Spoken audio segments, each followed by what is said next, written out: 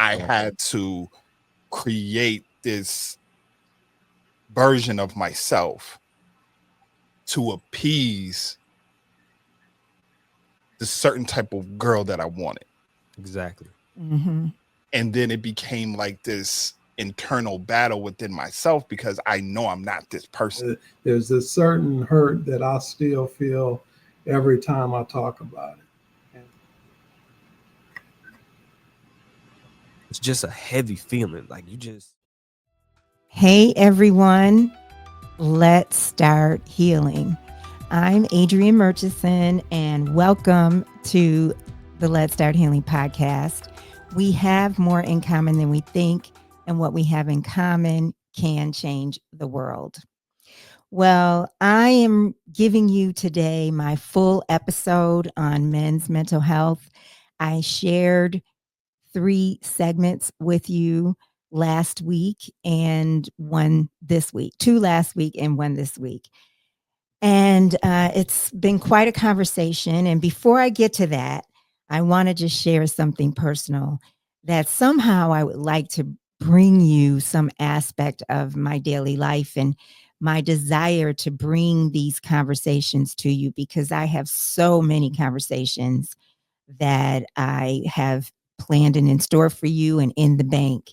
And it is 9:32 p.m. I probably won't be finished with the whole editing and publishing of this episode for at the minimum a few more hours.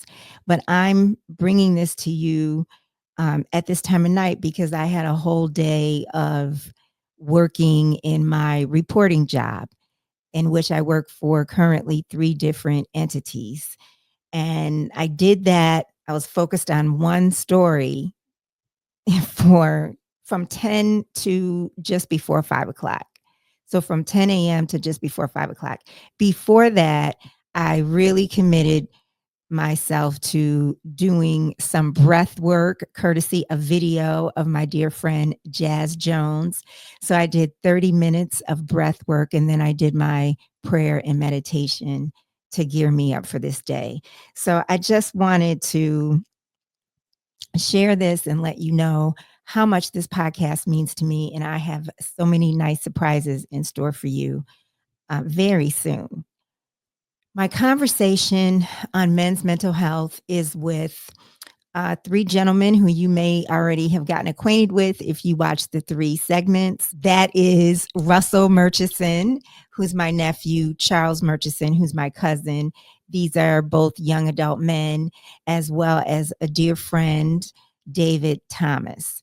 And Russell is in his 40s and Charles is in his 30s, and I really wanted to have someone on who was in the same age range as I am, because I'm in a different generation than those gentlemen. And I'm so happy that my good friend David Thomas agreed to be on the podcast, and we have some very poignant moments. And for most of the conversation, I kind of laid back. I asked them questions, but I have a lot of feelings around men and men's mental health and their well-being, and the way that they communicate and how that can impact their well-being and their happiness. So I did not bring all of my feelings around those things to this episode, because it felt like in the conversation that the moment called for laying back and them expressing the things that they expressed. And I'm really grateful that they did. And this is the first of other conversations. It's not the first time that I have had a conversation on men's mental health on Let's Start Healing. A few years ago, a dear friend was on, and he talked a great deal about men's mental health and depression that men may get into. So there were actually some questions that I wanted to ask the guys that I forgot to ask, to be totally honest with you, because I was very absorbed in what they were talking about. So I went back to my dear friend and I asked him, my friend from a few years ago, and I asked him a few questions that I didn't have an opportunity to ask. So I want to share just a little bit of what he shared with me. And before I do, I want to say something. So I want this podcast to be open to everyone, although in the end, it may be just a certain type of person that is interested in loving this podcast. You know, we speak to who we speak to, but I do want everyone to understand that this podcast is open to everyone as long as they show up in love. So, people from all cultures, all colors, all backgrounds. This particular episode, I'm talking to 3 Black men. But what I learned from writing a book that I wrote years ago, a nonfiction book on relationships between Black men and women. And this is the book right here. It's titled Colliding on the Road to Happiness. And what I learned in writing this book and publishing this book is that after we get past cultural differences, relationships are all the same. And so I'm saying that and I'm bringing that because some of the comments are speaking to Black men or men of color. That doesn't mean that someone who is not Black or who is not of color cannot relate to some of these things. We have our cultural differences. And then when we get beneath those layers, we all bleed the same. We all love who we love. We all have hearts that are tender, no matter how we may want to present that. So I asked my friend about a comment that I heard author Jason Wilson make on a podcast. I saw him on many, but I think this particular one was All the Smoke. And he was talking about a lot of women or wives will ask him why their husbands don't want to go to the doctor. And if I understood his response correctly, he said that he summed it up actually as some men may not want to live because they feel the weight of life, the weight of the burdens that they have in life. And these are my words interpreting what he said. And they think, what for? What am I going to the doctor for? So I asked my friend about this. And he, in speaking as a Black man, he said, Western medicine is not steeped in what our ancestors and ancient spirits believed in.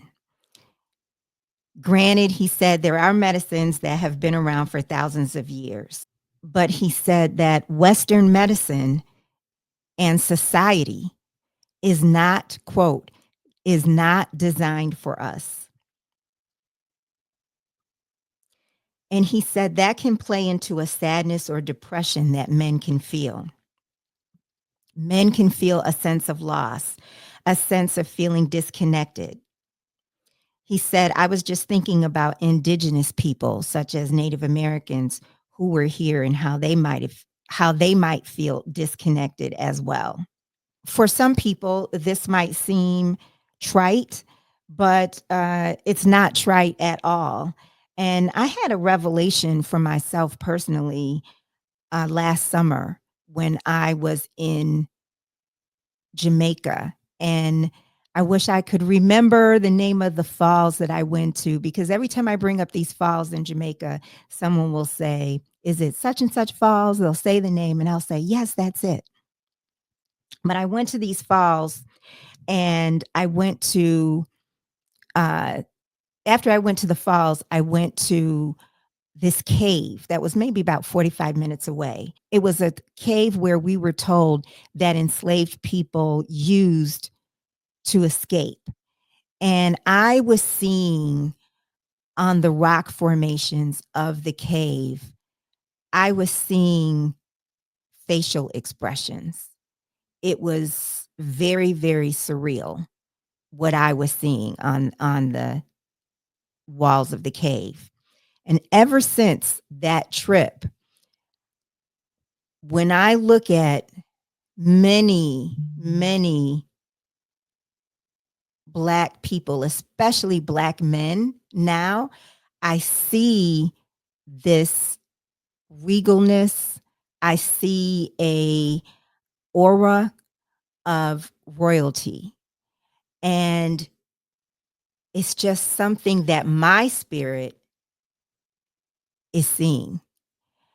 And so I'm sharing that to say that what he's saying about the disconnect that men can feel in this society is real.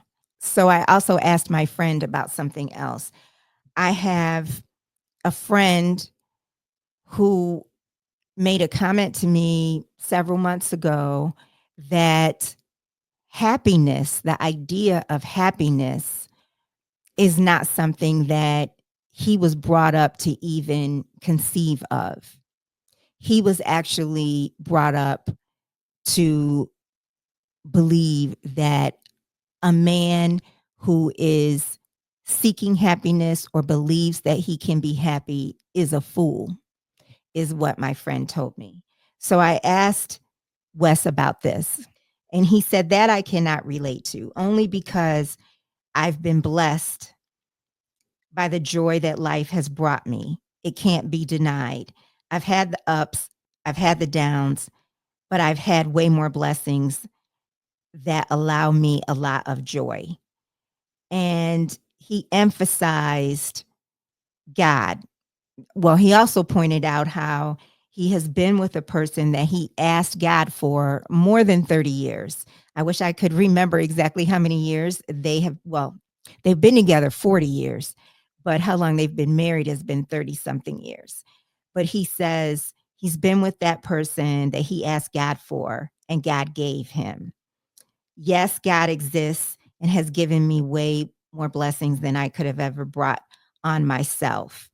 And what keeps him from what he calls the abyss that men can go into is his relationship with God. And that he has come to learn that through trial and error, through life, through experiences, that there are things that being a human being, there are joys that exceed being a human being. He says that his relationship with his family, his relationship with God has taught him about the joy of life that exceeds what you can feel, touch, and taste. That there's another realm of joy that he has learned through God and has kept him from going deep into what he calls, again, the abyss. So let's get to it. Let's get to my conversation with Russell, Charles, and David. I wanted to just share some questions that I did not bring up with them, but I did bring up with another man. And I hope that this episode is enlightening in some way. Again, this is another conversation among more that we will have on men's mental health. Let me know what you think about the episode in the comments. Please like the episode. From my understanding, which I don't know a lot about algorithms and how things work, but from my understanding, if you comment and you like this episode and you subscribe to the podcast, then that helps Let's Start Healing all around. So let's get started. Let's meet them and let's start healing. Hey, you guys. Hi. Whoa. Hello. Hello. Thank you for being here and talking about men's mental health. Charles Gilbert, David Thomas, Russell Murchison. Hi. Thank you for being here to talk about this important topic. Glad to be here. My pleasure. Yeah. And this is a spiritual podcast, as you all know. So I want to ask you to just get in a certain mode. How are you feeling in your vibe and your connection with God today, your personal space with God? How would you describe that? And I'm going to start with you, Charles. I had a feeling that you would do that. Um, we we have some personal conversations me and God have to have. You know, it's a battle to say the least. So that's where I'm at. Yeah. Yeah. So I would say mine they're not battles, but they're real conversations that I really love and appreciate. I love being able to just express how I feel and what I'm thinking, good, bad, ugly, everything. That's where I am today. Honest. I'm in an honest space. Were you going to add something, Charles? no, I was gonna say like I'm kind of in the same, you know, kind of in a similar space, where it is like that. It is that I can have these conversations, but it's more like I'm frustrated with a lot of things that's going on. And I know that it's all about being patient and having, to trust, but sometimes it's kind of like, I'm only human, so I can only be as strong as the next man, and it gets hard from time to time. Hmm. I understand.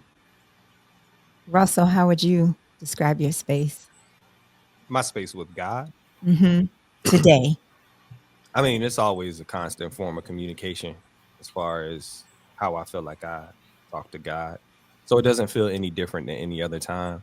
I don't have anything pressing that I would say is going on in my life right now. So to me, it's just about evolving. Hmm. That's kind of like the space that I'm in right now. Okay. How about you, David? Well, I'm in a good space with God right now. As when my eyes open, I thank God immediately for allowing my eyes to open because I'm at an age now where a lot of classmates are passing away and a lot of the people that are my age or younger are leaving. Hmm. And you can't take the next minute for granted because you just don't know how your life can change as a result of something happening.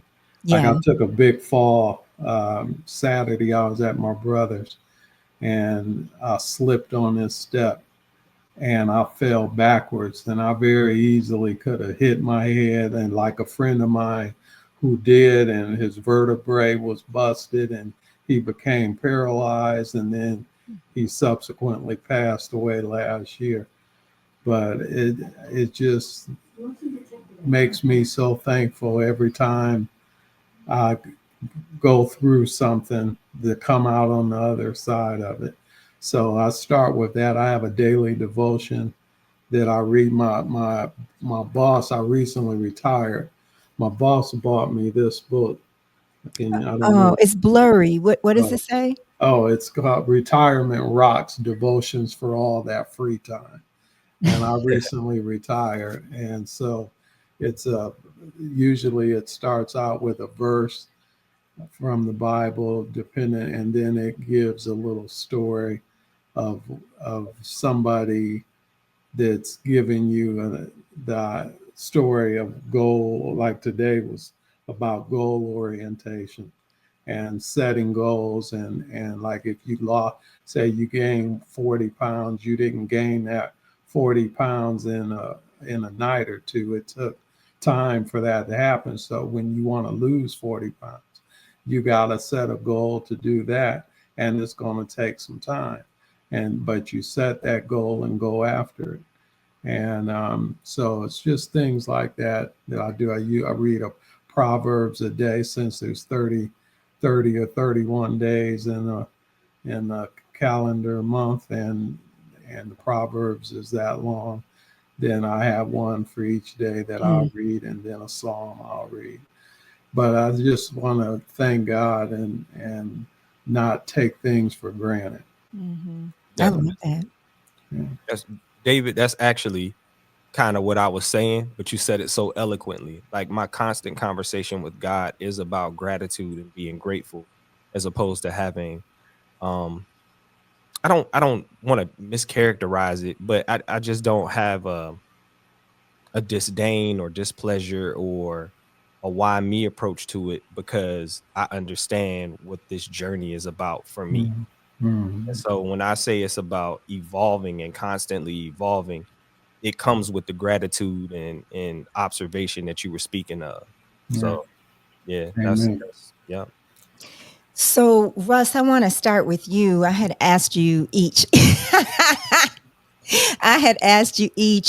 I told you I was going to ask you, how would you describe your mental health in 6 words or Yeah. less? And what would you say? Give me a second, because I knew I wouldn't remember, so I just jotted something down to make my mind remember. Because I just made a sentence. It was basically saying my mental health is fit and ready for battle. And what do you mean by that? So to me, I grew up as an only child, even though I have a brother that I love deeply, but we didn't grow up in the same house. And for me, I was in a single parent home. I was raised by my mother, and a lot of times you're alone, you know, especially when you go outside to play with friends. Like, if you don't have a sibling, you don't have a lot of cousins. All of my cousins are like with the exception of Tanya at the time, before Justin was even born, all of my cousins were in Buffalo. and I did have another cousin, Melita, that was in Virginia as well. But when I went outside to play football, when I went outside to play basketball, when I went outside to do anything, I had to figure out the world. You know what I mean? And it doesn't come with falling off of your bike and coming into the house and your dad telling you how to do it as a man. It's your mom doing the best that she can, if she's available at that time. Not that she wasn't, but sometimes she just was working, or sometimes something else was going on. And so it made me a tough person mentally. Regardless of whatever you see on the exterior, mentally, I feel like I can get through anything. And so that's what I mean. My mental health is fit for battle, which is I'm fine. And if something were to arise, I know I'll be fine, even though it's tough. Yeah. Charles, how about you? Fatigued. That's kind of just how my mental health has been this whole year. It's just been very fatigued. I kind of, the best way I can describe it is, if you ever seen Creed 3. No, it's not 3. I think it's 2. I believe it's 2. When they just had their baby, and she had left, like, Bianca left out for a night, and Adonis said, "Oh, I'll take care of the baby." And the baby wouldn't go to sleep. So he took the baby to the gym, and he got frustrated because it was like just so much, him being a new father and everything. And he was punching the bag, and he like screamed into the bag. That moment right there is kind of like how this whole year has been for me. It's just that moment where it's like I'm punching in the bag and I'm just screaming, because it's like it's too much. So that's where my mental health is at this, not at this moment, but overall. I know Right. what you mean. It's just Right. very fatigued. Yeah. David? Well, I came up with actually 12 words, but I then changed the first 6. I changed to my second six. So I'm going to go with my second six. And so I'll put contentment, peaceful, forgiveness, kindness, and I stress free. I know it's two words, but I'm counting that as one. That's a compound word. It's fair. Yeah. And basically, I think if by me having all those elements, that's why I'm in a great mental space. Mhm. Because usually, if one of those six items aren't in play, you don't have much peace in your mental health. And so that those would describe me as. So I'm in a very good place mentally. Are you in a were you in this space the same as before you retired? I was heading towards that way. Yeah, yeah, I Mhm. was heading. I wasn't as much as I am in retirement because that was part of the stress. I hated my job, and even though I worked from home for over 30 years, um, I hated even turning on the computer. I had gotten to the point where I was just tired of it, and I, was looking forward to it. And the first day I was eligible to retire, I took it. Mhm. So Yeah. just people talking about you have. I wasn't fortunate to have. Well, I'll take that back. I used to love my job in the beginning, and probably for the first 20 years. Then the last 10 of it was terrible years because of the management and the things that they did that definitely didn't respect us as employees, and so that was just hard. That was a hard 10 years, but Yeah. I made it through. Yes, you did. Yes, you did. Mm. Mine is grounded. My own mental health is grounded in my relationship with God, and I feel a lot in my body, a lot of stress or anxiety, and if I'm not in peace, and what keeps me out of that anxiety that I feel is when I'm connected to God. And when I'm doing my practice, my spiritual practice, it could be journaling, prayer, meditation, but that real communication. And when I step out of that, if I go more than a day without doing that, then I start feeling the angst, don't sleep well. It just rises up like water just, rising up in a pitcher or something. So, Russell, you well, both you and Charles inspired this topic for me. And, All right. but you have said you don't think people, I guess you would mean women or, um, maybe even kids who might be too young to understand what parents go through, not your own kids, but I'm Mhm. just saying, but in general, you think that people tend to not understand men and mental health and what men or care what men experience. Yeah, I mean, overall, I do. I feel like being a man is an interesting, complex thing, right? Everybody wants something from you, and they have an idea of what they want you to be, but don't necessarily know how to support or nurture or teach those values, right? And when you're talking about men understanding that, then that's one small portion, right? So same, even in this group right now, it's things that David, Charles, and I will understand about the struggles of being a man that you wouldn't understand, but trying to articulate that to you, you may be a listening ear, but you still may not know how to apply it because you just don't know what we need as men, even though we're saying it, right? So, like for instance, a man may say, "I'm tired," but right after he says, "I'm tired," everybody asks that same man to do something.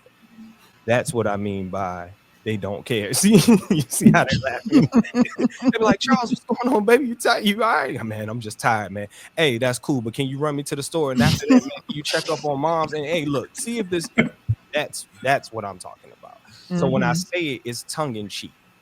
It's not necessarily a combative statement or a statement to cause a divide. It's to really ask people to pay attention when they're asking a question. You know what I mean? Yeah, that's what it is. And do you still mean that when you say, earlier today we were talking and you were saying it's hard for men to be men? Is that the same thing or is that something else? I mean, it's At all another related. point. Being a man is hard. It's just it's hard. Like when you're a boy, it's probably the most beautiful time of your life because the expectations of manhood haven't hit you yet, but you're a boy, so you don't understand. So as a boy, you can't wait to be a man. And once you're a man, it's not like you want to be a boy again. You just have to endure manhood. That comes from a multitude of ways, right? Like we could talk about your interactions with women, your interactions with work, your expectations from women, other men, children. You know, there's a duty that's placed upon you. If David Charles and I went out somewhere right now, you just said we're gonna go get something to eat. It's bigger than getting something to eat. We have to have each other's back. We have to protect each other. If one of us were to get into something and the other person didn't intervene, we're looking at that other person like they're less of a man. You get what I'm saying? And it's unspoken things that we understand. But at the same time, you could go out with a group of people and somebody is dead wrong. And so you don't want to support that person or have their back in that moment. And that's a battle, right? So you can still make a wrong choice either way. You could support somebody who's wrong and be wrong, but be right in a manhood sense. Or you could stand on something that's logical and principled. And other men would look at you like, yeah, he might have been wrong, but y'all were out there together. So why didn't you have his back? It's just it's complexities to it. Do you guys think that depression in men like is something that's prevalent and a silent battle that men experience? Most definitely. Of course, Yep. but I'm trying to let somebody else talk before I jump in. Yeah, it is because I just had this conversation early this month about it with two black therapists, and they were saying that black men suffer in silence. We don't, because we are programmed to not express when we are going through something because it's a sign of weakness. It's a sign of vulnerability. Exactly. And as I said to them, if we're in a relationship and we show that vulnerability, unless your partner is understanding, your partner may turn around and say, you're not supposed to be like that. Like my dad showed me, this is how a man's supposed to be. A man's not supposed to admit I'm tired, admit I'm going through this, admit all these things. And she'll look at that person, her partner, and say, you are less than a man because you are showing that you're going through, like, you're weak. You should be able to overcome anything that you have on. One of the biggest things that I used to say, because I heard my bishop say it, was as a man, every day a man walks out of his house, he has a coat of armor on. And when he gets home, he's supposed to feel like he can take that armor off and lay his head down. But he can't sometimes because when he gets home, he has to hear whatever his partner has going on, has to hear the kids. He has to fix all these other problems, so he doesn't have the time to actually take off his armor which leads to, you know, going through different vices, Yep. the drugs, the alcohol, the cheating, whatever it is, that can help him escape or cope with what he's going through because he can't get it in the safe space that is his home. So, to the point that you're making, I asked some people today if they had any questions for me to ask on their behalf. I went to social media and a couple people responded. Somebody called me. And to what you were just describing, and any of you can answer this, I understand what you're saying very clearly, right, Charles? And at the same time, I think women can feel like uh, if men express themselves, then they understand. And so they may not understand what you just described if you're not speaking it. When I say you, I mean a man. And so one of the questions that was asked to me, that I was asked to ask, is why are men reluctant to say what they need emotionally? Because we were taught not to. Right. So can that change? It can change, but you got to make the space comfortable enough. We can say safe, but it's not necessarily about safety. Sometimes if a man has a lot on his plate and he already anticipates the answer that he's going to get, he feels like the response is just going to add more to his plate. So it's better off to go unsaid. And that leans into the functioning depression or the vices that Charles is speaking to. You get what I'm saying? It's not about one person having all of the answers. It's really about how we were brought up and how we were cultivated by society. It's not even just your home, right? Your home. That's why I said being a boy is one of the best times of your life.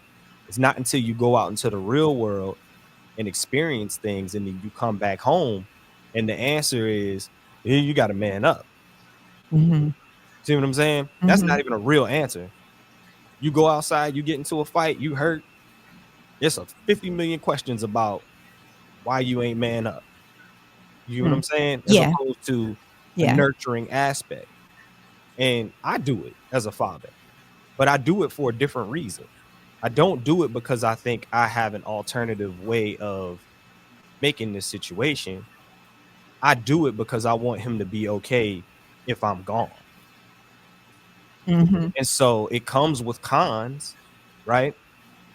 But it's no different. It's no different than being in a relationship with a woman that can cause you that kind of insecurity. A job can cause men that kind of stress and insecurity. Just feeling like my worth is in my job. My worth is the possessions that I acquire. My worth is how people view me in an occupational sense can cause that same type of depression. So that may not be something that I'm subjected to, but it is for the next man. But I understand it all the same. Yeah.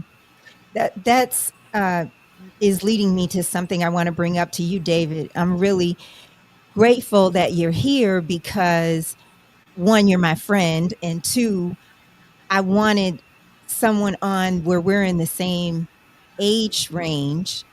And I can think of one, I can think of at least three men. If I try harder, I can think, I can come up with more who are around my age, who are depressed and in their 60s.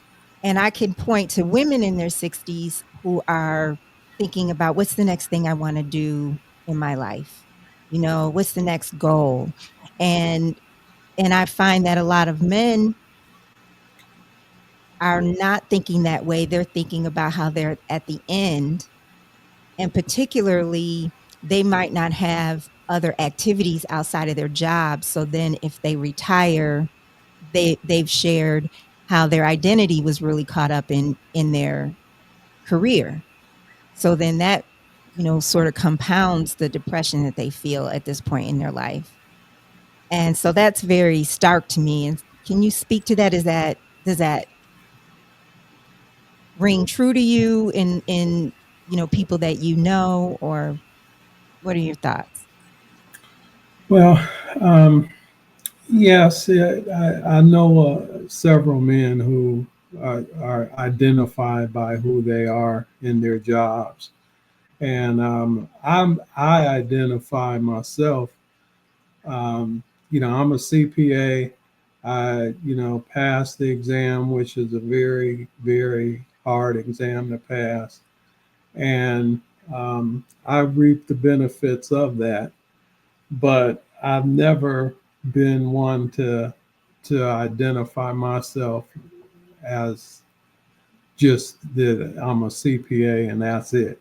You know, I get more uh,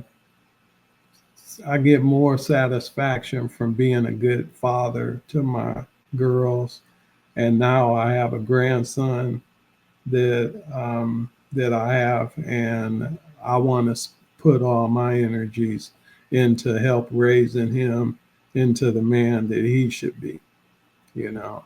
And so, but I think we all, you know, the things that we think about all can be traced back to this systemic racism and the Jim Crow laws and everything that we are in 2025 are still experienced that went on in the 50s and the 40s. It's just ridiculous that we're still crying for the same treatment, which is fair treatment, equal treatment, and it just it won't happen, And I've been blessed. I've been my entire life. I've gone to Catholic schools where I was the only black in the class, and I went to St. Vincent St. Mary before LeBron James did.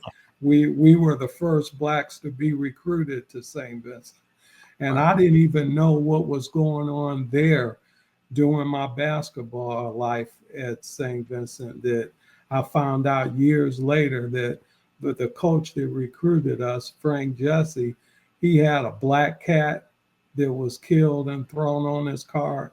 They had nigger lover written on his car, and we didn't. He kept us isolated from that, and I didn't find out till years later.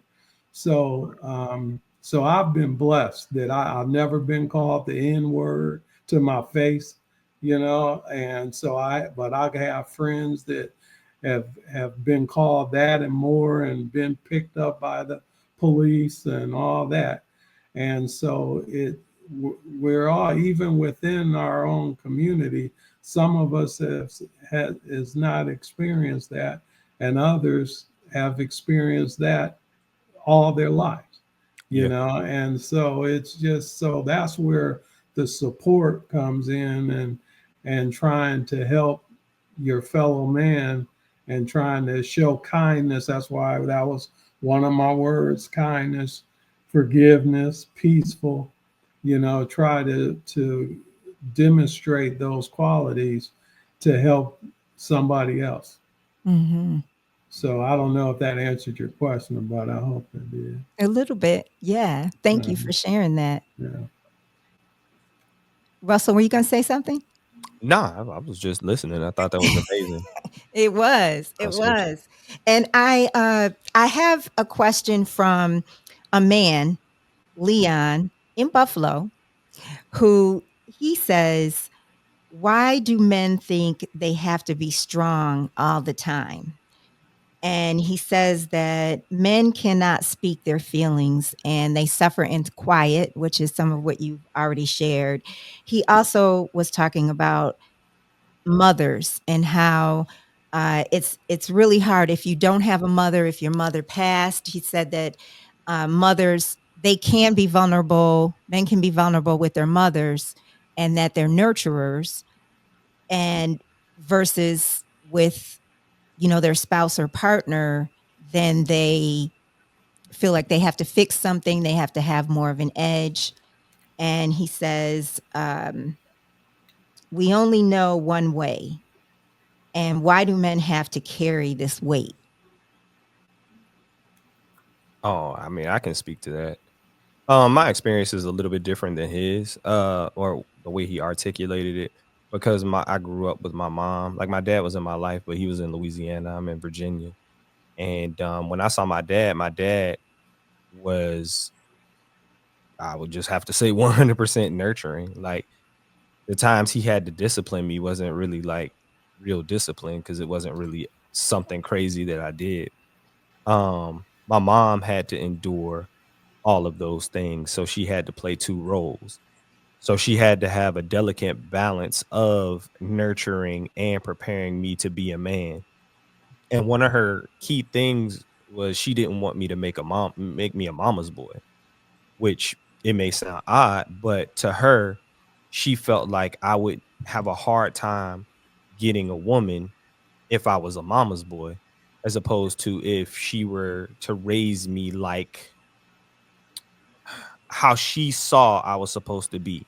Like, you know what I mean? Not like she wanted her son to be the man that she was attracted to, but she wanted me to be attractive for a woman, like women in the world. Like, Mhm. so being a parent, I understand that now, right? Like you want your if you're a father of daughters, you want your daughter to be beautiful and respectful and classy so that she can be attractive to get the man that she wants to get. You don't Mhm. want to have her at a deficiency. So that's the best way I can put it. She didn't want to make me deficient. And one of those deficiencies was she didn't want to make me a mama's boy. She didn't want me to lean on her for everything. In that I don't feel like I was taught very hard lessons. I don't feel like she was harder, but when you're raising a young boy, there's a certain sensitivity that boys have that if they lean into it, then they can end up becoming softer than the average woman would like, which becomes the conundrum that men go through, right? So I grew up in an era that was very rigid. I grew up in an era where men were very masculine, the bravado was there. There was a lot of anti-homosexuality, and in that everything was rough, right? So when you come out of that, it's no different than pledging a fraternity, I guess is what I could equate it to. You come Mhm. out of it as a I've done part of that. something. You know what I You mean? you come out of it as what? You come out of it as a part of something. Like you're a part of Mhm. the manhood, the brotherhood, the way Mhm. that society sees you. Mhm. And so therefore, there was a correction that needed to happen because the way that those type of guys, and I'm not putting it on me or anybody in particular, but that mentality was a little too rough for women. It was a little too rough for homosexuals and other people that would be considered vulnerable, for lack of a better term. Mhm. But the pendulum to me has swung in the opposite direction to where men are a little too sensitive for the liking of women, just in that category. So now women have taken on a more masculine approach and don't like the sensitivity that when I was growing up, they seemed to yearn for. And so that causes a confusion. And I know I'm kind of getting away from what Leon was asking as far as us carrying the weight, but just bringing it back to why I raised my son the way I raised my son is because as a man, you never want to fall short of the expectations that you put on yourself, that your family has for you, and the respect of your peers. So in doing that, there is a weight that needs to be carried. And sometimes, like men do, we carry too much weight. And that's just how it is. It's a sliding scale for lack of a better. Mhm. And Yeah, it's hard. I had to change from the way I was brought up. I was one of five boys, and so my mother used to say to my father, he used to do all the discipline, and we got spankings that would have my father in jail in today's time. And his father, even, and he learned from his father. His father, he was one of 10 kids, six girls and four boys, and they used to get beaten completely naked, even after reaching puberty. And so he would tell us those stories. So we didn't get it as bad as he did. And he would talk about they were big Catholics. So three of my aunts were nuns. And so they had to when they would go to church on Sunday, they would be asked individually what was the gospel about. And if they couldn't say what it was without talking to the other kids, they didn't get to eat dinner that day. And my father was one of those children that missed a lot of dinners. And he swore when he left that house, he used to call it 957 Bank Street because that's where they lived. He said, when I left 957 Bank Street, I'll never walk in another church again, you know. And so that was him.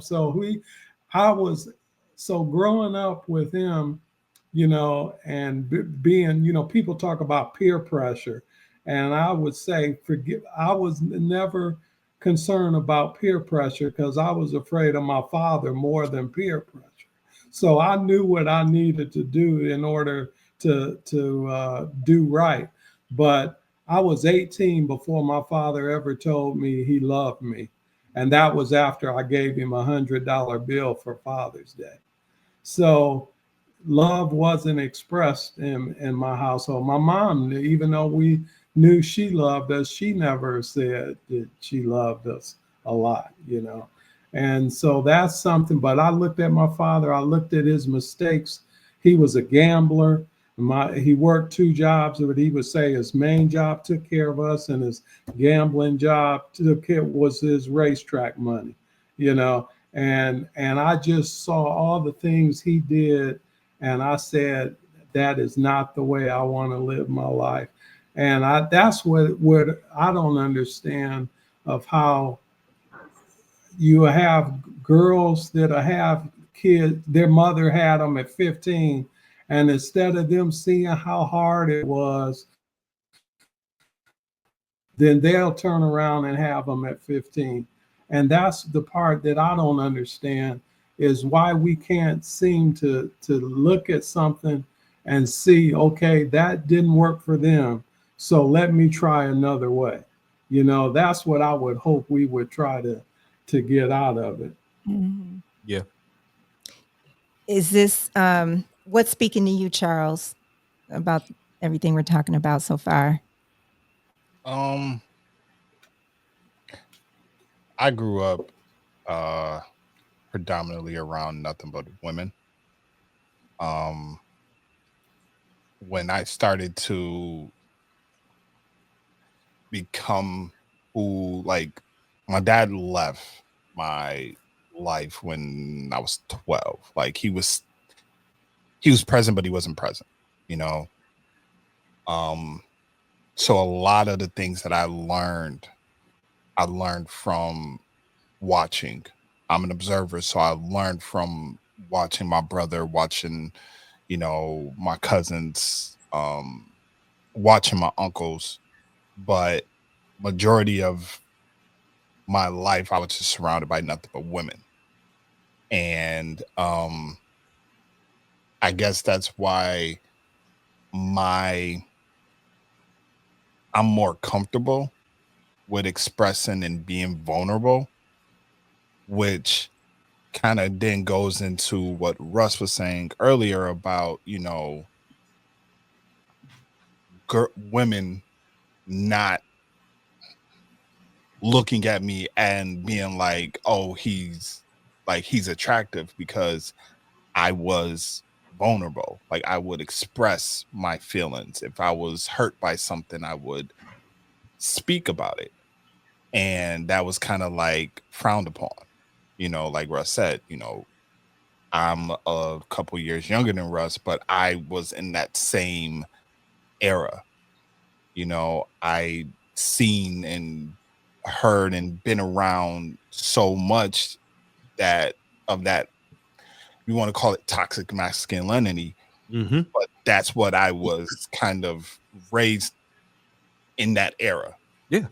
So now, you know, you're seeing this, and it's this always this dynamic, great debate. I literally just talked about it on my story yesterday. I was referring to the Venus versus Mars debate. It's always a woman is going to have an issue with the man because a man can't do X, Y, and Z, and then all this stuff.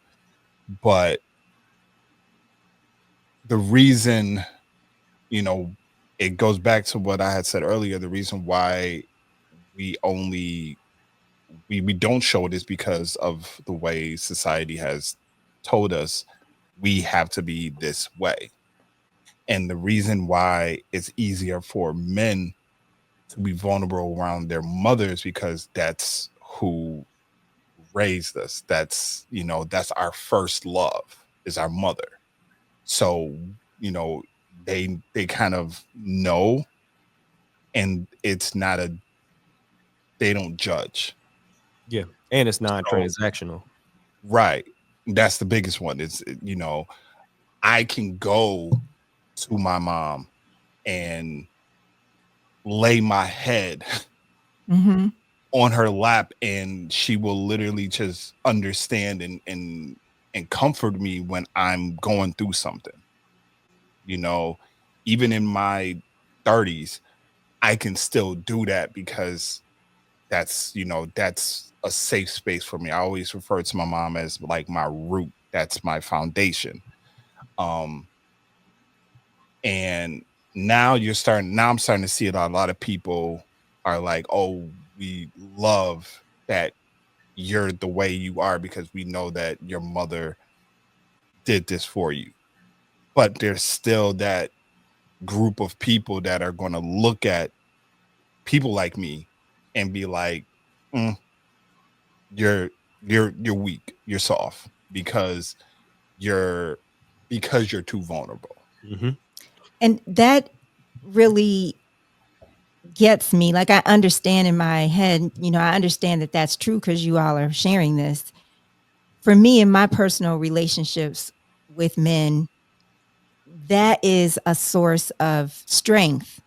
Like, if a man can open up to me, he's being strong.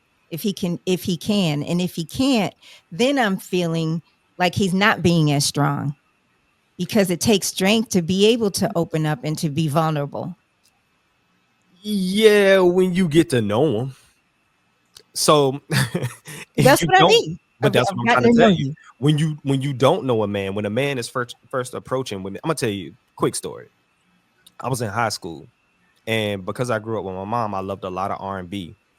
And I also listened to hip hop because that was just of my generation. And if you know about the 90s and the golden era, that was the antithesis of misogyny in music. Everything that came out was a problem because, in fact, it should have been a problem. But back then, we didn't look at it as a problem. I would be in high school and I would write girls poems and I would give it to them, and it was almost like the poem was so vulnerable and so good that they would show off other people, and then it was like, ah, that's just a little poetry boy type shit. Sorry. That's fine. But the minute that I flipped the switch and understanding that that's not what girls wanted and became the person that I was, totally different. And that's not what they were looking for. They weren't looking for poetry. They weren't looking for your feelings. They weren't looking for that emotional stability. What they were looking for is the protector. They were looking for the flashy person. They were looking for all of these other things first, and probably would have enjoyed the poetry, but they took that poetry out of me for everybody else because the shit it wasn't worth doing. Hmm. I'm trying to get something thinking I need to do it this way, and you're telling me do it this way. Well, I'm an observant guy. I'm gonna do it this way. I'm gonna do it the easy way. And so that's what I think he's speaking to. Is Yeah. there's a vulnerability with Charles, if you know him, Yeah. that is very unapologetic and it's very warm-hearted in nature. Hmm. But as a man, I do understand how society, how a lot of women may take that the wrong way. They've never seen him fight. They've never seen him do anything else. They're just using that shit to judge him. And it's dumb. But that is it. So in Mhm. recognizing that, that's the key that you need to know. I, As a person, as a man I moving through get that. society, I, if I you have get that that. understanding, then you know how you can navigate. You can either authentically be you, or you can switch shit up so you can get what you need to get. And that's where, and I know you was about to say something, Adrian, but this just made me think of something. I remember having this conversation, and it stemmed from a Breakfast Club interview with Will Smith and Martin when they were promoting Bad Boys for Life. And Will was talking about how in order for him to really be successful in Hollywood or whatever, he had to kill the Fresh Prince, because everyone looked at they didn't see Will Smith, they seen the Fresh Prince. And I had this conversation on a podcast, and I had to simply ask, did you ever have to create a character in order to get ahead? And that's something that like I had to do, because I was looked at as vulnerable and I don't want to say soft, but I was, I wasn't looked at as the street person. Right. Mhm. I had to create this version of myself to appease the certain type of girl that I wanted. Exactly. Mhm. And then it became like this internal battle within myself, because I know I'm not this person. That's hard. I know I'm not, but I have to. But in order for me to at least get this girl's attention, or at least make people think that like I'm not this way, I have to show off and do and act certain ways out. And then when I'm home, I'm looking at myself in the mirror like, why? Right. So that's kind of when he was saying that resonated to me, and it made me think about that. Yeah. And for me, I just changed. You So just it's kind of changed. like, I just changed. I mean, it's cool that he had the ability of still keeping a sense of himself, because that's the honest, raw portion of himself. Me, I just adapted, because that's just what I do. I don't spend much time in the why. I just spend more time in the what is. Well, how is it?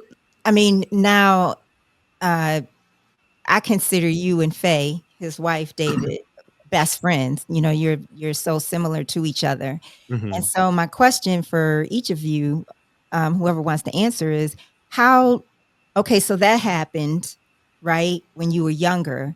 But then when you get in a relationship with somebody that's, you're serious about, how hard is it, or was it, early on, say with Faye, or, in other relationships for the two of you, how hard was it to just open up and be vulnerable? Because that's what's required for it to work. Maybe. I don't know. I look at it this way. I mean, you knew. Well, I said, how hard was it? You say how hard was it, as if I'm extremely vulnerable. No, I'm saying I'm assuming that you are vulnerable in moments. Your wife knows you. She knows you. Yeah, but Yeah. she knows me. She knows who I am. Like, okay, how can I explain this? Women can know a man like the essence. Like, how can I explain it? You can know the core of the man, right? You can know who he wants to be, who he's supposed to be, who he's striving to be. But you may not know. That's the best way I can put it. Most women, very, very small fraction of women, truly know the insecurities that a man has. It's just a fact. Most men, that's the most vulnerable part about them. It's not their emotions. Can I add something? Yeah, go ahead. I think that women intuitively know. They may not know from You don't a know what they man are, though. telling them. I No, think you don't know what they are. I mean, you could assume to know, because that goes back to my other point. If women knew, then they would respond to it and react accordingly. Okay. So that man wouldn't have those insecurities. Okay. Go back to what you were saying, because I don't want you. So all I'm saying is, in a lot of ways, you see the representation of the man and who he's trying to be, who he's striving to be. And that goes for everybody. It doesn't just go for women. I didn't want to make it we were talking about a husband and wife relationship, but it's the same way for their kids. You're not trying to be your most vulnerable to the people that are supposed to see strength in you.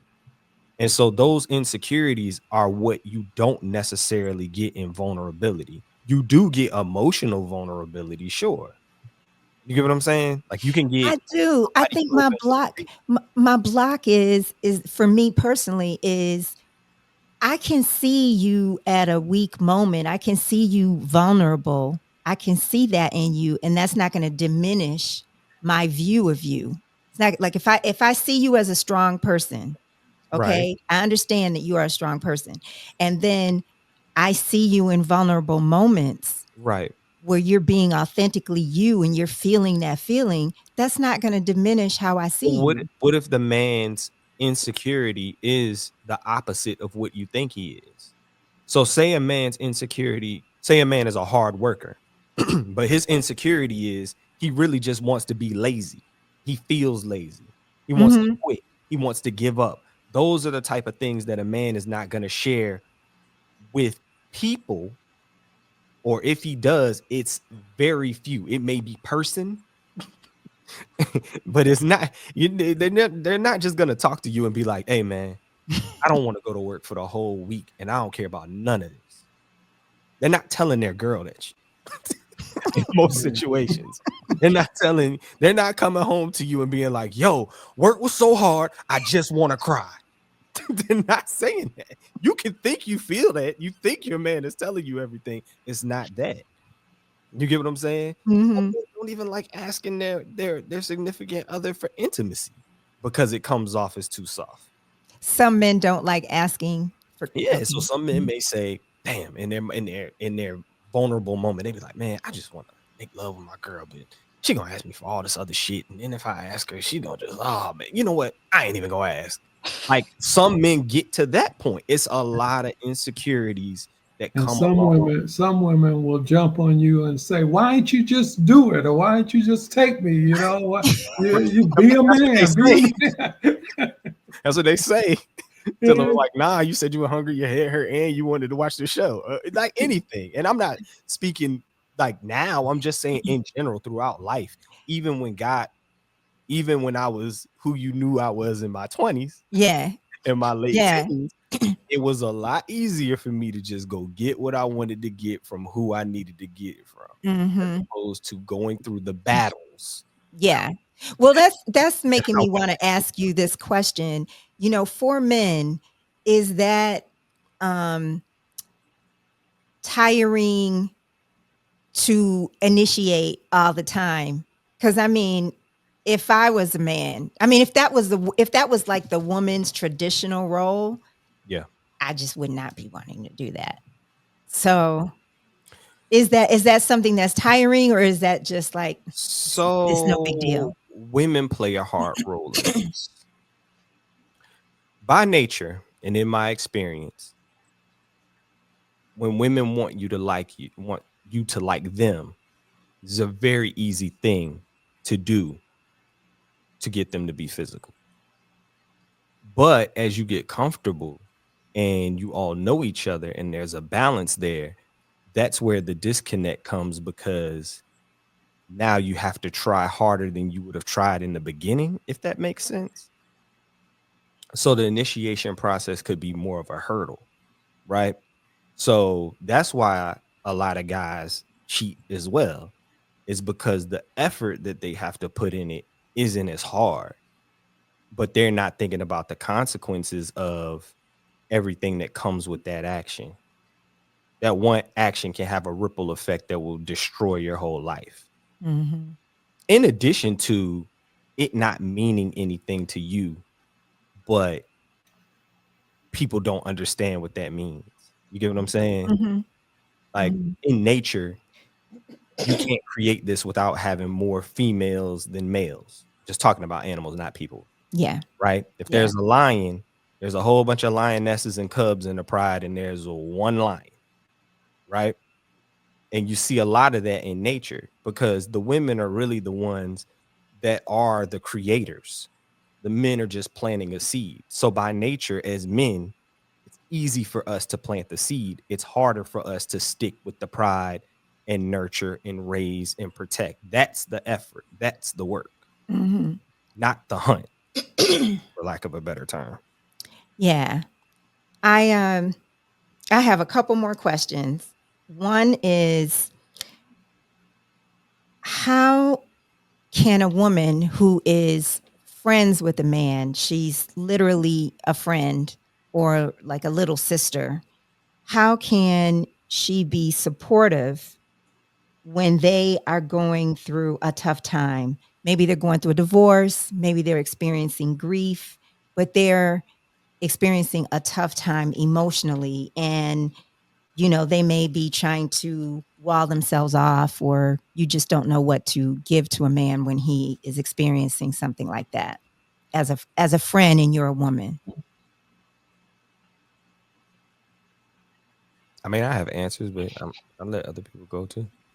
Y'all got something off the top of your head? Or Well, I I would just say, I know you're saying it as a friend, but this could go for friends as well as people wanting to be more than friends. If you find out what that person's love language is, there's 5 love languages according to the book, and if you cater to that love language, which is the primary love language, and then everybody has a secondary love language. If you cater to that, like mine's is acts of service.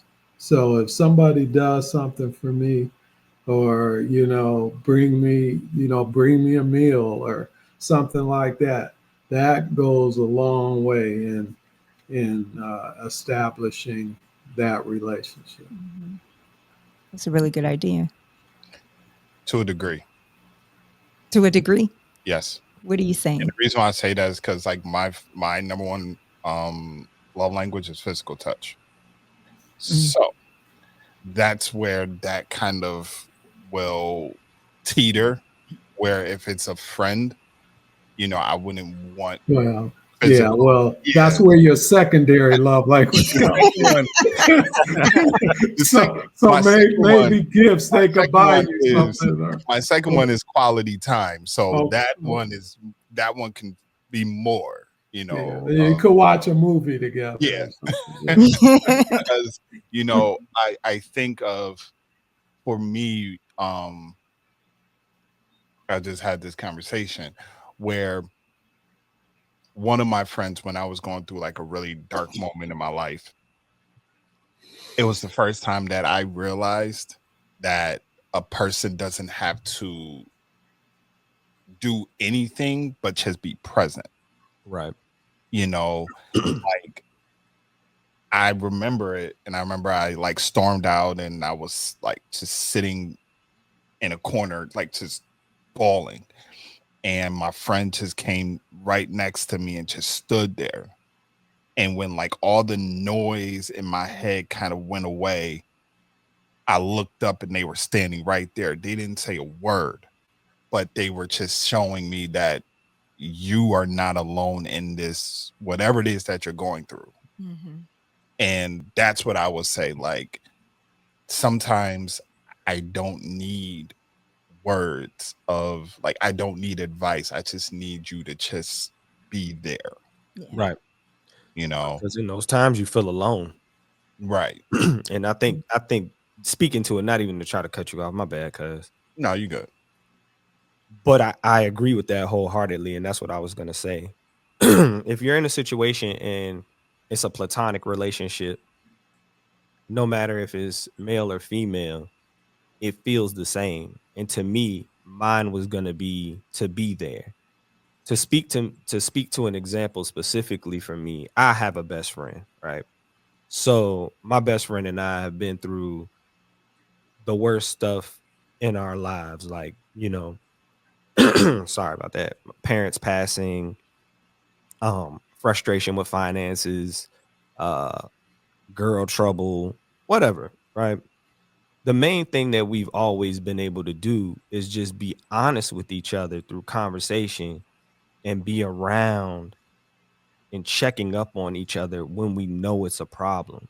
right? Like you don't have to give that space that you think you need to give a person when they're going through something. You know what I mean? And sometimes I can even speak to this with Charles, and he may be able to tell you the opposite side of it.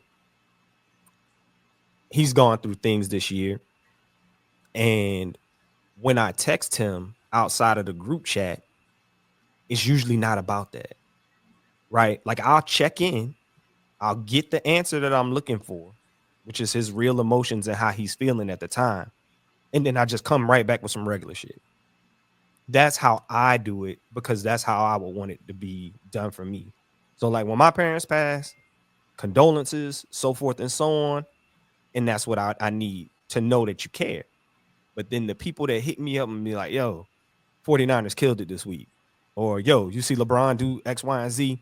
Those are the people that stick with me because that's what's taking your mind off of whatever's going on. So I say to that person who is a woman, is do what you would normally do as a sister. You know, come get them. Be like, man, I know you love cheesecake. I'm about to take you out. We about to go get a slice of cheesecake from this place.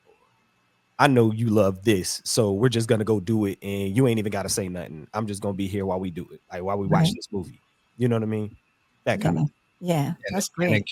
it kind of goes into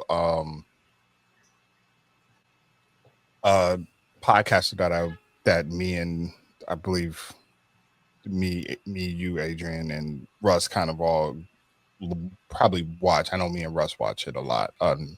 Rory and Maul. Mhm. Maul has this mindset of like he gives, if anybody's going through something, he gives them 3 days. They're gonna give you 3 days to just soak in whatever it is that you're going through. After that third day, all right, we got to get out of this. You got to kind of, get out of whatever it is that you're going through, or at least let me get your mind distracted or mind off of whatever that's going on. To piggyback off of what Russell was saying, that's something that I've realized and I appreciate. And I tell those that have, reached out and have taken my mind off of stuff or just did a check-in, just to be like, yo, I ain't want nothing. I just wanted to see how you were doing. Like I realized during this time that that question holds so much weight, Mm-hmm. Because yes, people can say like, oh, I'm good, but you really have to like hear how they say it, because then that's when like if they be like, I'm all right, that's like, nah, you're not. What's Yeah. going on? Or if it's a situation where they're just like me and I'm open and honest, I ain't good. Yeah. Like I'm not. And then I will, kind of go through what it is that I'm feeling or whatever. And if they feel like they need to give me advice or give me their thoughts, okay, but if not, if it's just where they know that, okay, he just needs to vent. Yeah. Yeah. You Yeah. know that I'm not good scares people too. Yeah. Well, that's kind of something because so many people now want to be able to say, I'm not okay. Yeah, So, but a lot of people don't know what to do with that. Like think about it, not from the perspective of saying it, but from the perspective of how people treat you after you say it. mhm. You know what I mean? Yeah. You ever had somebody say, "Hey man, you all right, man?" You be like, "I'm hungry," and they don't feed you. You know what I'm saying? I mean, I'm Mhm. not even trying to be funny, but like, Yeah, seriously. yeah. So when you Yeah. say, "Hey man, I'm not good," and somebody just says, "Damn," Right. Mhm. they don't know what to do with it. Yeah. You know what I Yeah. mean? So I Yeah. think that's the biggest part about it Well, is that's because so many people say stuff that they don't mean. right. And like when my parents passed away 40 plus years ago, that my father's best friend came up to me. I was 22 at the time, and he said, "David, your father was my best friend. If you ever need anything, you let me know." And so I get back to I go to Houston. My car broke, and the transmission went out in my car, and I went to him and asked him to loan me, not give me, loan me $500.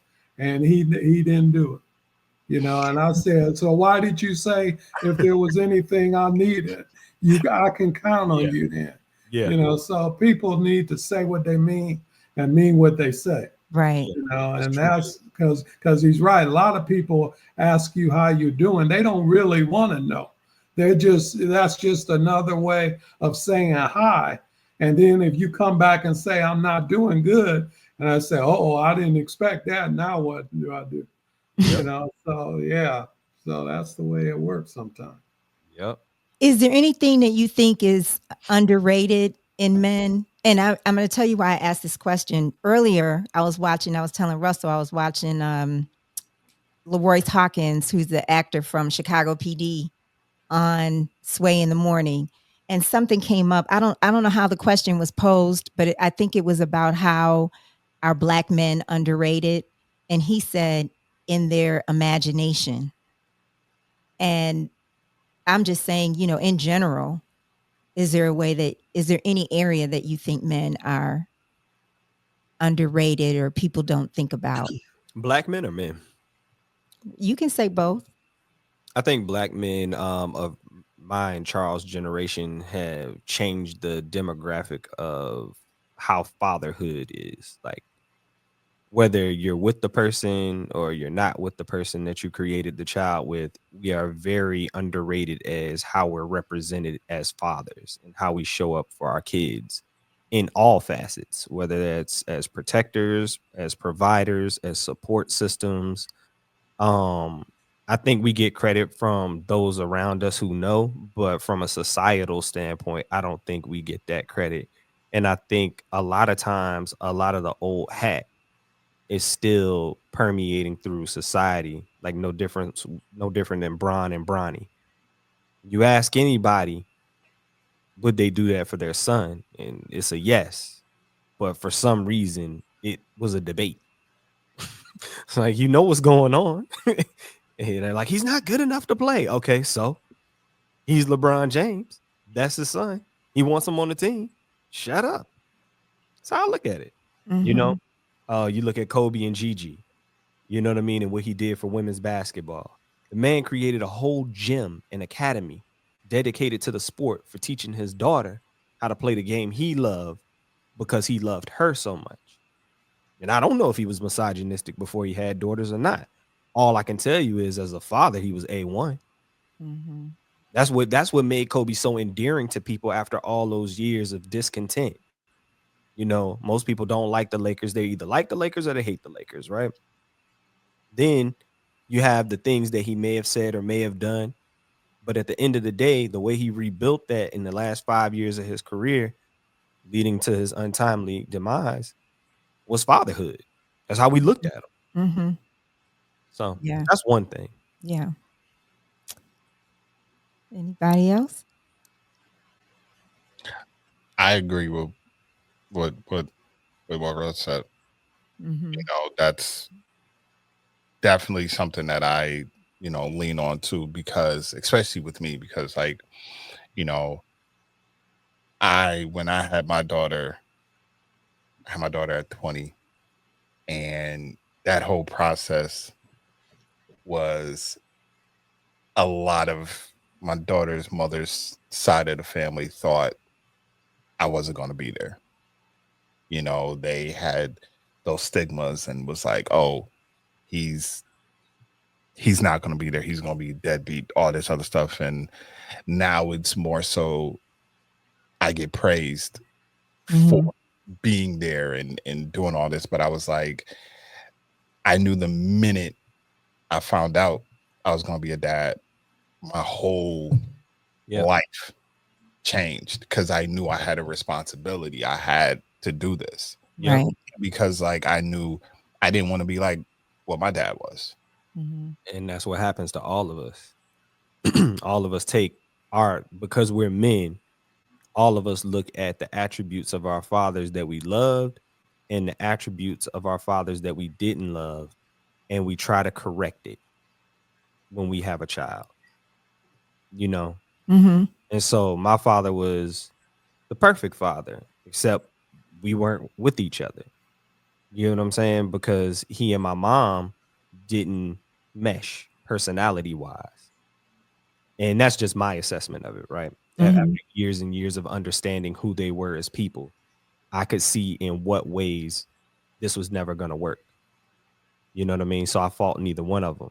But for me, that was my lifelong battle as to when I have kids, how can I make sure that I'm in their lives and how can I not mess that up?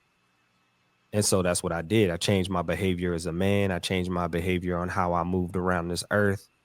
You know what I mean? And it reaped the reward that I needed to be. I'm a more virtuous person than I was in my early 20s. And if I were to have a child with somebody when I was 20, 21, it wouldn't look this way.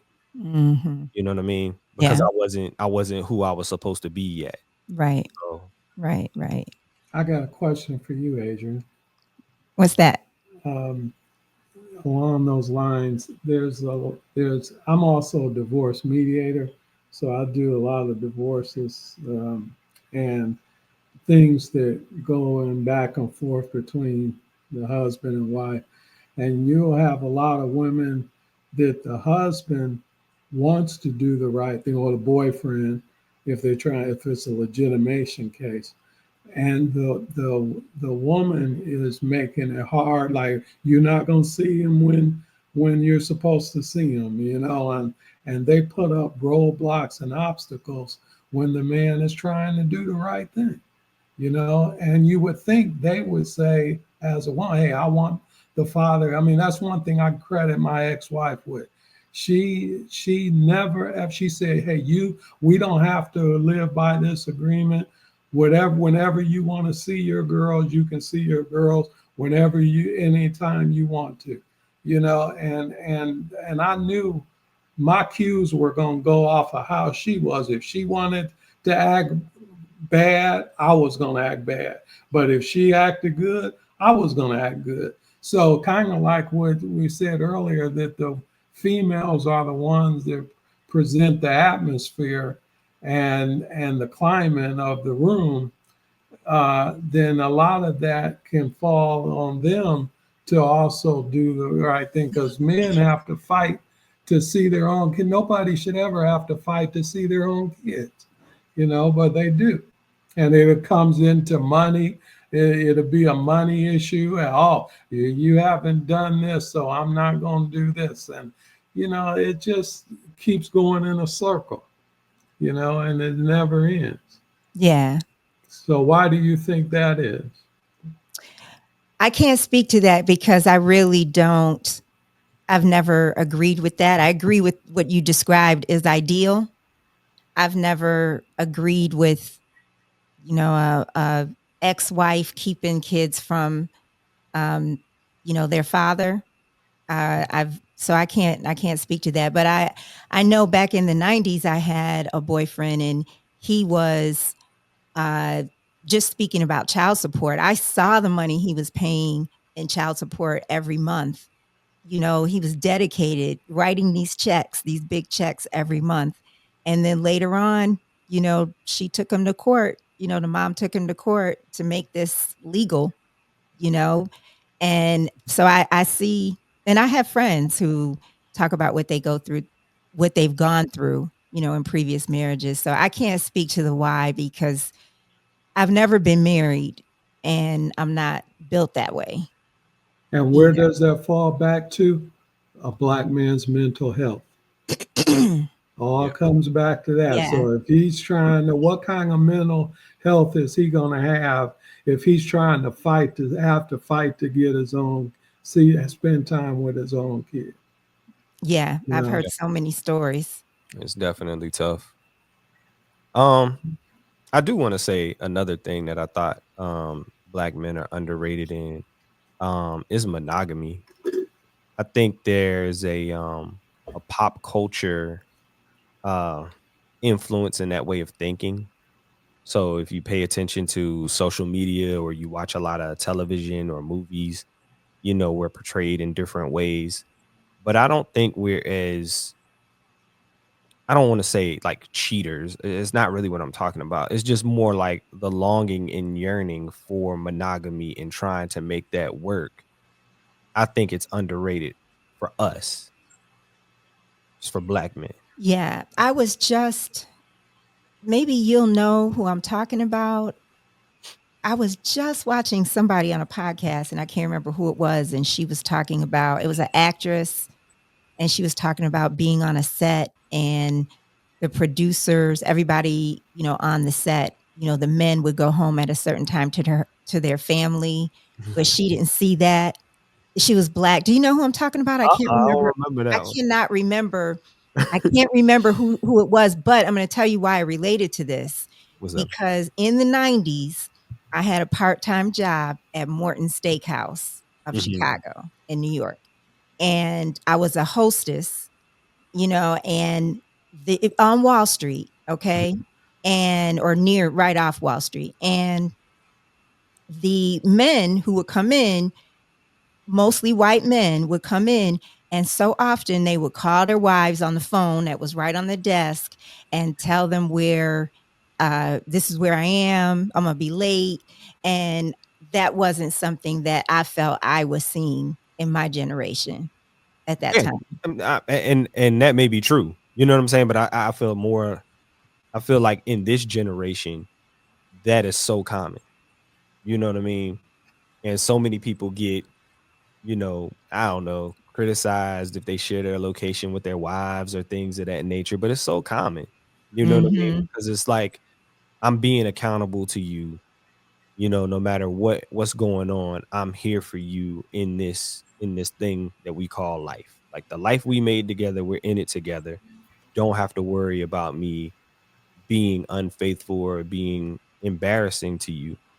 And I know a lot of guys that way. Maybe because that's how I am, Yeah. and you don't start off that way. So I'm never talking from a high and mighty perspective. Like if there's some guy that's in my age demographic and he's a cheater or whatever, he's on his own journey. He's learning something else. You know what I mean? And maybe Mhm. God will reveal that to him to a point where he can be a better man in the future and the perfect person for somebody. But there's so many of us that I think went through our 20s or maybe our 30s. For me, it was just my 20s where you get to this place of understanding, where you're like, hold on, this is really what I'm looking for. And Yeah. so, I think that's underrated for black men. Yeah. Yeah. Well, I will agree because I see a lot more fidelity in your generation. Yeah. So I, Yeah. I definitely do. So my last question is, in your, if you're willing to share, in your mental health as a man, is there a time when you felt powerless and or hopeless, and you felt God step in and take over that situation for you that you may be willing to share?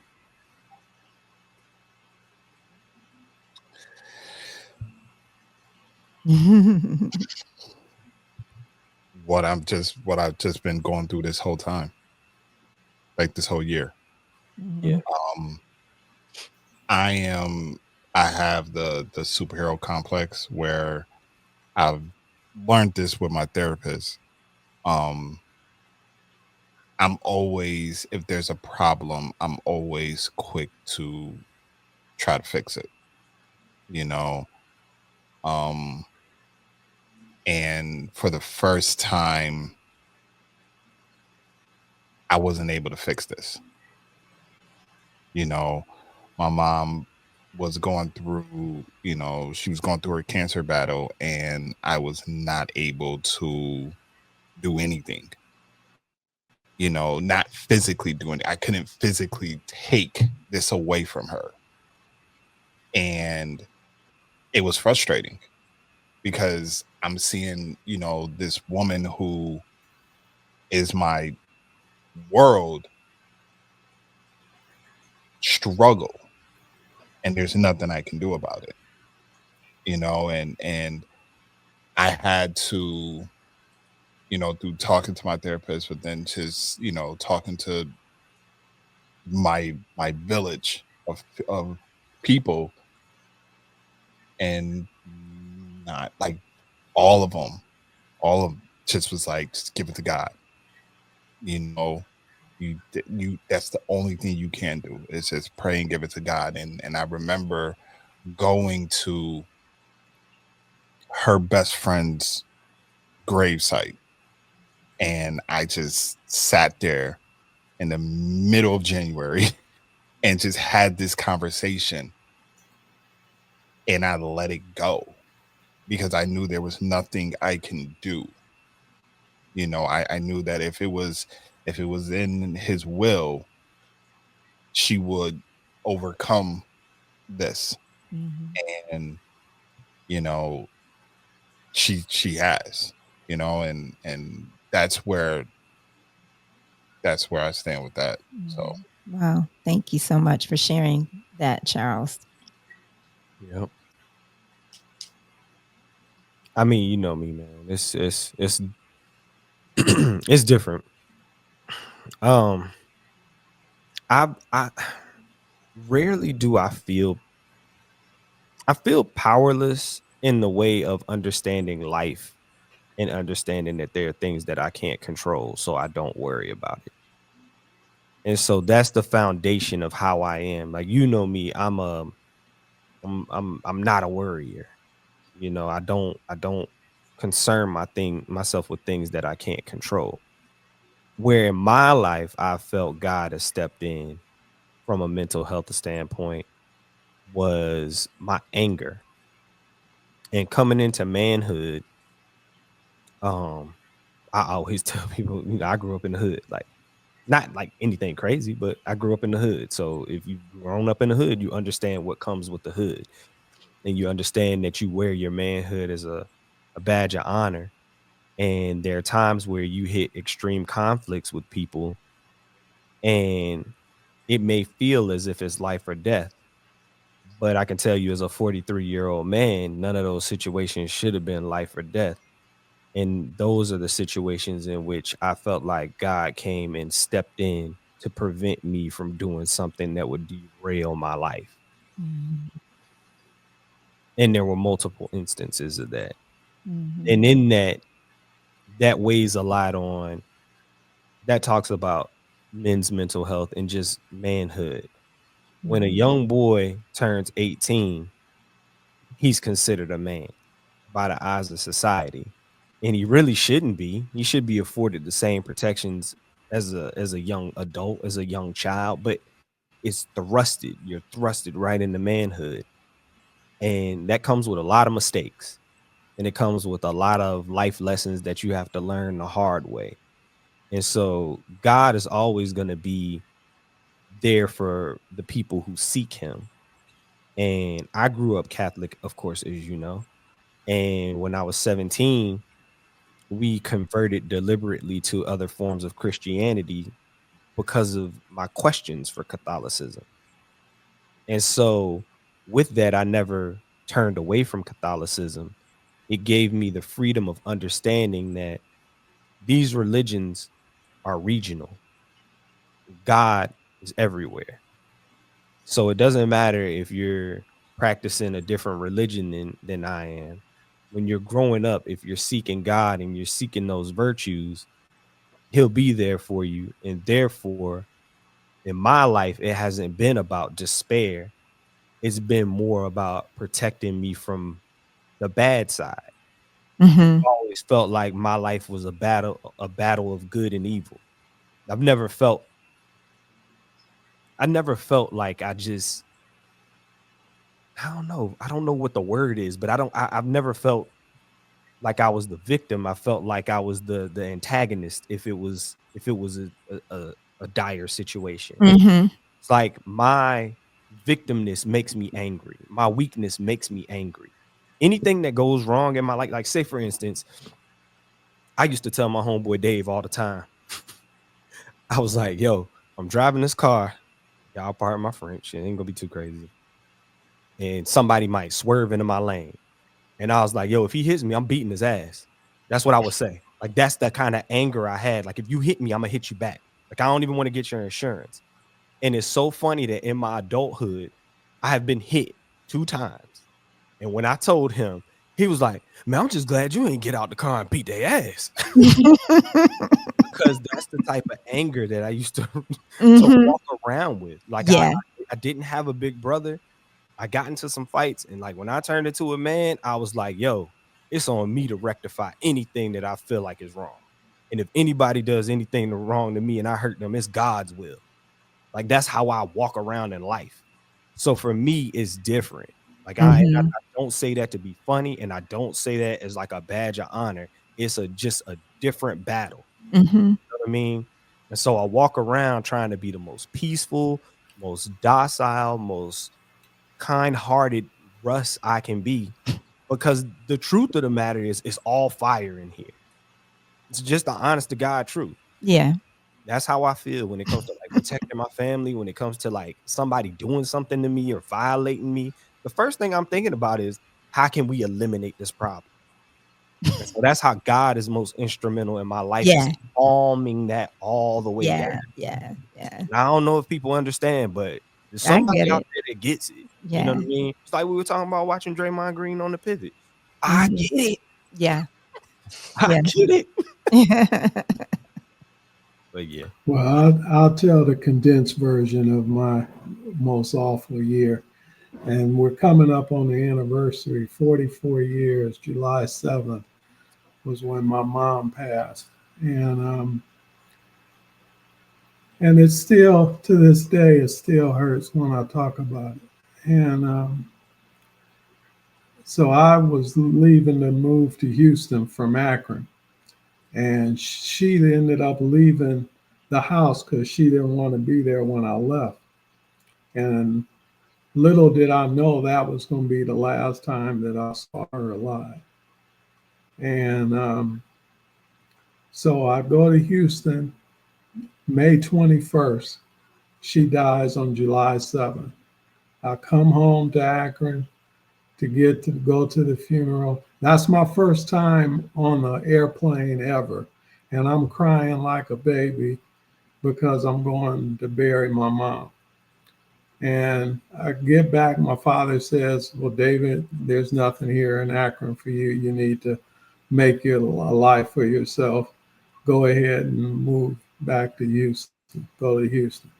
So that's what I do. 3.5 months later on Thanksgiving Day, he dies. So in that span, I lose both parents, and 81 was tough. And so fortunately, I was with the person that became my wife. She was my girlfriend, and she became my girlfriend after my mother died. And then we ended up she said, well, 81 was such a bad year. Why don't we make 82 a good year and get married on New Year's Eve, a day rather. So we get married on New Year's Day. And it was through that time and I owe her a lot of credit for that she helped me get past that as much as I could get past it. I mean, there's a certain hurt that I still feel every time I talk about it, and that will never go away. But it was because of her that I was able to focus, and it was good that I was away from home too, because that helped, because I don't know what I would have done if I had to go back in that house day in and day out when no parents were there anymore. So my younger brothers were 16, and so they had to kind of raise themselves from 16 on. And so we've all made it good. None of us been put in jail. And, and we all are living productive lives. And so I give God all the praise for that. But, that was my most difficult year to overcome. Wow. Russ, are you okay?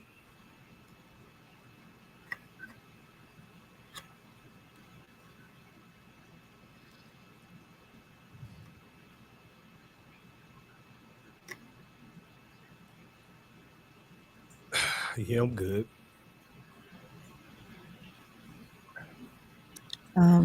Do you want to share anything? I can edit it out if so. Nah, you good. It's cool. I mean, there's nothing I'm embarrassed about. You know I can relate. David, you don't know. You might not know. It's so crazy because everything about that is is very close. You know, I was born in '82, so it's so funny that you said y'all were gonna make that the best year of your life. But my mom passed away in May. Oh, not this May. It was May 4 years ago. She passed away in May of 2021. And then my father passed away in January of Oh, wow. 2022. Mhm. So I know your pain. Yeah. Well, that's something too that I used to tell people, that people will come up and say they're sorry. I say, until you lost your parents, you'll never know what it's like. Yeah, man. Because people can try to empathize as much as they can, but you will never know until you experience it. Yep. Yeah. Especially when you lose them that close, because you're holding on to the one that's still alive. And our situations were similar. We lost our mothers first, and then it's just like, all right, you really focused on hoping your father's around in whatever capacity. And that's when that true manhood hits you. You don't have any parents. You out here, you know?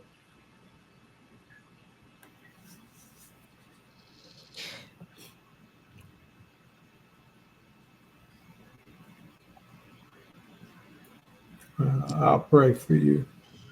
I pray for you too, bro. I appreciate it. I'm okay. I mean, I don't mind crying, but it's a real emotion. Yeah, Your life, it resonates, you know? right. I understand. I really do.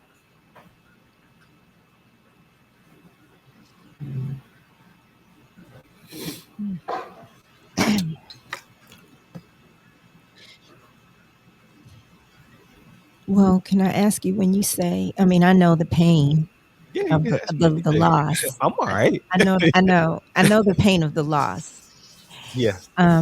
You just said that true manhood hits you. Yeah. Can you share more about that before I we wind mean, down? I know just hearing how David spoke about his father. It's so funny because my best friend's name is David. Mhm. How David spoke about his father. Um, his relationship may have been different from mine. My relationship with my father was one of it was distant in a physical form, but it was super close in a love spiritual communication form. And so my dad was like, you know how like some people in a movie may have like a leadership council, or they have some oracle that they can go to, you know what I mean? Like where they can just, bounce whatever is going on in life, no matter what it is, they can bounce it off of that person or this council or whatever. That's how my dad was for me. And going through the whole process of my mom passing away, I was grieving my mom. And then, hold on, I gotta blow my nose.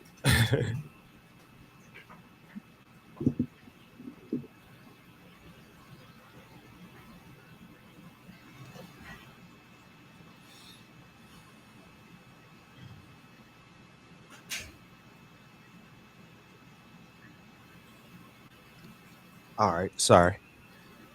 So I was grieving my mom, and I knew physically he was having a hard time. And in his wisdom, he was preparing me for if he passed. And I felt like he was preparing me for that when I went to go see him when my son was 2. I went to see him for Thanksgiving, and we had some conversations, and I just left feeling so sad because I felt like he was talking to me like he was about to die. And then fast forward, my mom passes away suddenly. and I'm the one that found her and had to call 911. It was just tough. And in that, I'm talking to my dad about these things while he's going through his own health issues or his own battles. And selflessly, he puts on the biggest sorry, the biggest form of being a father.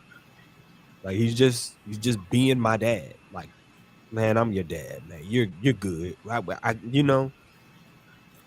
And then he falls, and they take him to the hospital, and this is still post COVID, but close to COVID. We just got the vaccine that year and everything, and so he's on the ventilator. I have to fly to Louisiana. I get there, and our communication level was so strong that even with a ventilator, I could see him responding to me through his eyes. So we get him unsedated, and he comes out of it, and he's good. And so from October to January, when he passed, everything was about making sure everybody was all right in case he was gone. And he passes away in January. And in that moment, the grief of just not having both of your parents is so heavy.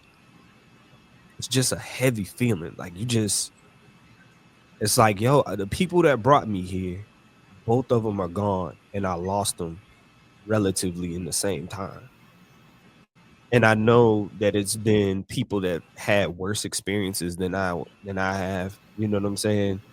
I got to be with my parents for 39 and 40 years, and 38 years. I can't count right now, and I'm good with numbers. But at the end of the day, I know people have lost their parents at younger ages. I know people that have lost their parents at the same time. I know people that have never gotten to know their parents. I know some people who have parents on this earth and they feel like they don't have parents. So I don't say this from a place of why me or anything like that. But it's definitely God that gets you through that and gets you through that feeling. Even though I'm crying, it's not because I'm sad. I'm crying because I feel it, And that's all. It's just I had a baby, and either one of them got to meet her. Yeah. Crazy. It's a crazy feeling, man. And it's so crazy. You could pick a day, and she'll look like my dad. She was born the day after my dad. But in the normal situation, she always looks like my mom. And when she gets angry, she looks like me. And it's so wild, man. So wild. And that's what I told my daughter, that I have to stick around long enough for my grandson to be able to remember who I am, because I never knew either of my grandfathers, and my grandmothers died when I was 12 and 14, respectfully. So I didn't have a long time with them. So I got to try to stay around as long as I can. Same here, man. Same here. Wow, you guys. What's that? Thank you. No, I just appreciate you, each of you, for sharing and enlightenment. Well, Adrian, I'm glad I stuck it out, because I was going I say, I'm not a public speaker. I can't do this.